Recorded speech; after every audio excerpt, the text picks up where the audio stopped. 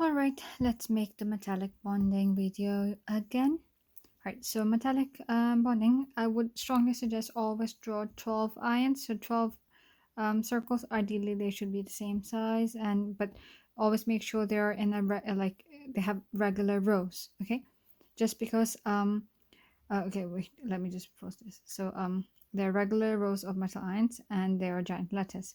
Now, why does it need to be regular? Why is that word important? And why should you show them as regular? Because alloys, now I don't think combined science students need to know about alloys, but triple students, you need to know about alloys. So what happens in alloys is that you do not have a regular lattice because you have different, you have ions from different metals. It's a mixture of different metals in alloys. And that's the reason why alloys are hard, because you can't cut through them, because there's no it's not a regular lattice, and it's irregular. So that's why alloys are stronger, harder. And whereas pure metals, so metallic bonding will be pure metals, and that's why like metals are soft, because they're you have regular lattice, so you can, like, cut through them. You can cut through at this point, or even at this point, any point. They're regular lattice. It's yeah, it's easier to cut through. They're softer in comparison to alloys. Right, so yep. And one thing about metallic bonding is that obviously it's just made up of metals, but it's made up of one metal only. um like if we are talking about for example magnesium metal, then all the ions here will be magnesium ions, okay, because you do not have mixtures there. And metals, remember, metals are in the first few groups, and they only tend to lose electrons. So yeah, you can't in order to form a bond, like like one element needs to lose and the other needs to gain, even if they're sharing. Like electrons come from both ends, like if they're sharing, which happens in covalent bonding. But what I'm trying to say is, the first video was a lot better than this one. um what I wanted to say was, yep, so in metallic bonding you only have one type of ion present, and thus is a so therefore it's um yeah, you only have one type of metal ion, and that's why it's pure. And that's why metallic bonding metals are soft, because they have regular lattice. Okay, gosh, my first video was better. Magnesium atom. Now we know that magnesium atoms have two electrons in their outer shell, and in order to get involved in bonding, I mean, they want to become stable, and that's why they get involved in bonding. And to become stable, they have to lose those two electrons, because it's easier for them to lose two rather than gain six to get a full outer shell. So if they lose this two, they have a full shell underneath. Let me actually draw the whole thing for you. So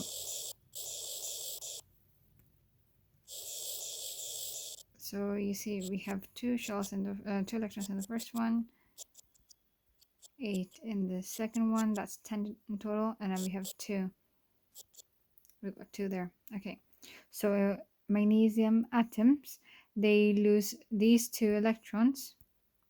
So they lose these two to become they lose these two to become stable, because there's a full shell underneath.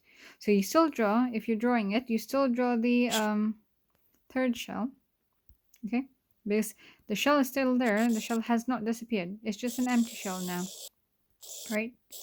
But for the sake of drawing, you only need to actually draw the outer shell. So magnesium, when you talk about magnesium ions, you only draw the outer shell. Okay, so okay, sorry, it's an empty shell. So after it becomes an ion, it's an empty shell. Okay, so that's where the 2 plus charge come from, right?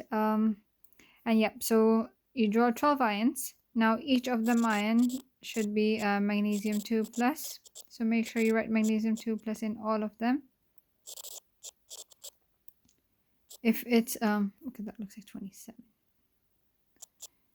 Okay, magnesium 2 plus, magnesium 2 plus. Now remember, each magnesium atom lost 2 electrons. Okay, so each magnesium atom, before losing, it was an atom because it was neutral. Remember, magnesium is in it has an atomic number 12, so it has 12 protons and 12 electrons. Okay, protons are positively charged and electrons are negatively charged. So when it was an atom, it had equal number of positive and negative charge. When it became an ion, it lost 2 electrons. So instead of 12, you these lot have 10 electrons each. Okay, they still have 12 protons because it's still magnesium, but it has 10 electrons, and that's why the overall charge is a 2 plus.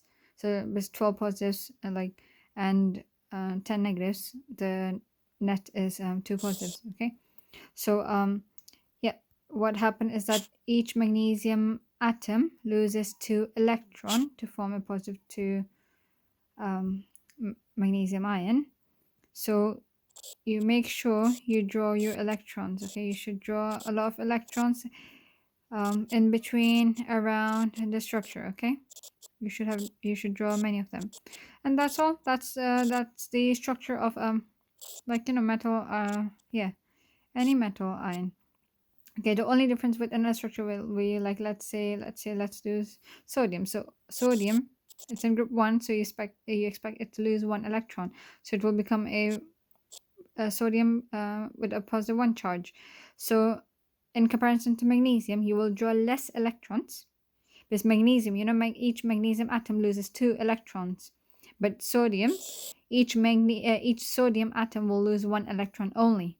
Okay, so in comparison to magnesium, you should draw less electrons. Okay, if you are drawing 12 ions, then there should be no more than 12 electrons. Okay, because each ion lost 1 electron only. Okay, so and also instead of magnesium 2 plus, you will write Na plus. All right. If you were talking about aluminium is in group 3, so you expect it to lose 3 electrons, so it becomes a 3 plus ion. So instead of Mg2 plus, you will write Al3 plus. Okay, in all of the ions. And in comparison to magnesium, you will have a lot more electrons in and around the structure, because each aluminium atom loses 3 electrons. Okay, so the basic structure is still the same, just 12 ions. All right, so it's a regular row of metal ions. It's a giant lattice, and each metal ion loses a certain number of electrons. Okay, that's the model answer how you explain the bonding in metallic bonding. So each metal atom, whatever metal it is, okay, so each metal atom loses x number of electrons to become a positively charged metal ion. Okay, and the electrons are delocalized around the structure. Okay, fairly a model answer. Do not quote me for it. Look at the mark scheme for your exam board to see exactly how they word it, but most of the time it's the same phrase, no matter what kind of question it is about metallic bonding. So I was doing OCR last year, so but I haven't taught science in in about a year now, so that's why it might be a bit rusty. But I hope my videos are good for just recap and understanding, because I am not telling you the wrong thing, I'm telling you the correct thing. And yeah, I just hope I can make it easier for you to understand. All right, so that was just a drawing and explain the structure. Now you need to know about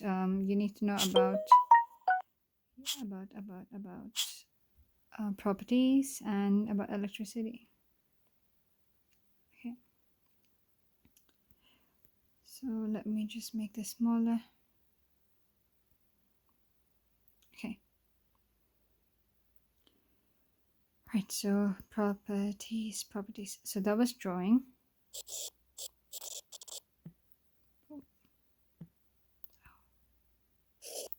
And now properties. Because you need to know 3 things. I do not remember if I did it in the video before, but for each of the bonding metallic ionic covalent, you need to know the drawing, the properties, and about electricity. Okay, you need to know these 3 things for all of them. So properties, they have a high melting point.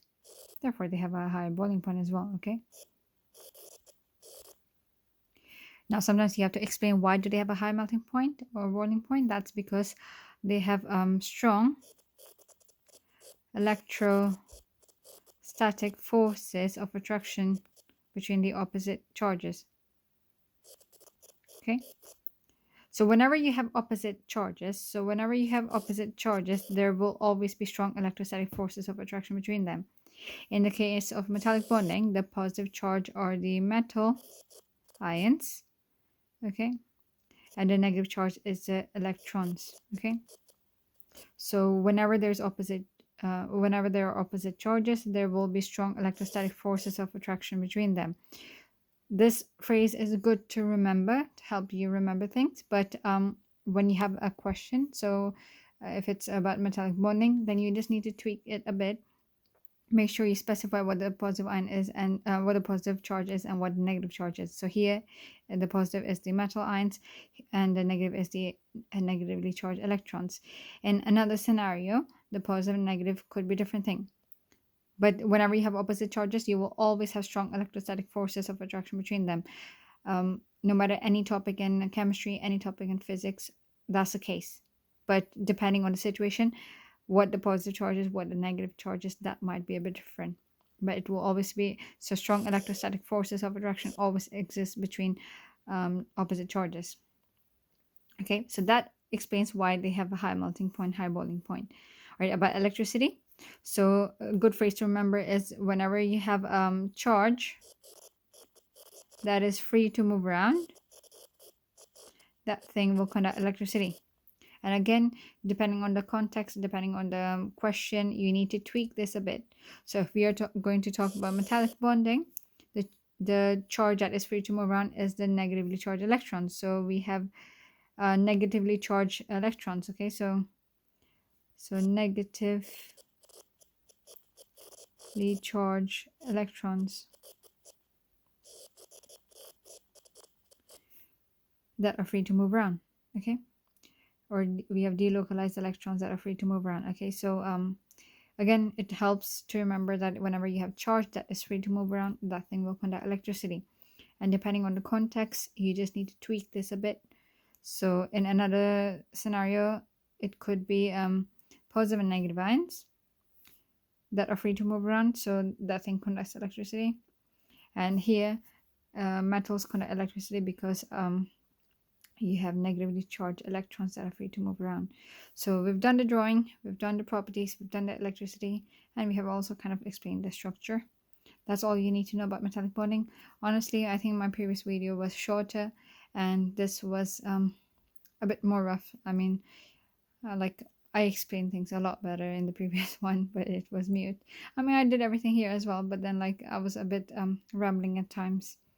All right, hope you understood. Any question, you can DM me on Instagram. Okay.